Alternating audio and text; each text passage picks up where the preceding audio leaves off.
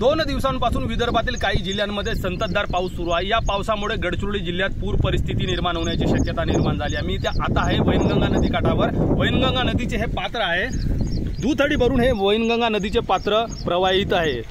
गोसेखुर्द धरणातून काल रात्री 9 वाजताच्या सुमारास 33 दरवाजे 1 मीटरने उघडण्यात आली होती, तेव्हा 2,85,000 क्युसेस पाण्याचा विसर्ग सुरू होता। आज पहाटे हा विसर्ग वाढवण्यात आला असून 9 दरवाजांमधून 1.5 मीटरने 9 दरवाजे उघडण्यात आले आहेत, तर 24 दरवाजे 1 मीटरने उघडण्यात आले आहेत। त्यामुळे जवळपास 3.5 लाखाहून अधिक क्युसेस पाण्याचा विसर्ग सुरू असून आज सायंकाळपर्यंत हे पाणी गडचिरोली जिल्ह्यात पोहोचण्याची शक्यता असून या पाण्यामुळे मोठी पूर परिस्थिती निर्माण होण्याची शक्यता आहे। गोसेखुर्द धरणासह धापेवाडा बॅरेजमधूनही पाण्याचा विसर्ग सुरू आहे।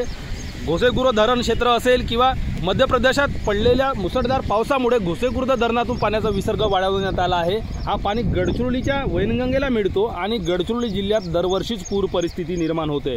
गडचिरोलीतही कालपासून मुसळधार पाऊस सुरू आहे। हे पाणी आता नदीला मिळाल्यास मोठी पूर परिस्थिती निर्माण होण्याची शक्यता नाकारता येत नाही।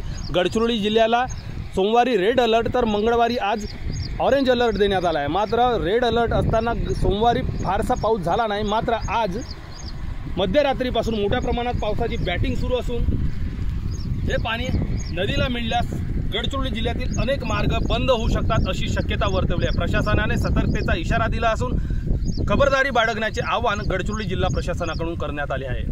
मंगेश भांडेकर, एबीपी माझा, गडचिरोली। एबीपी माझा, उघडा डोळे बघा नीट।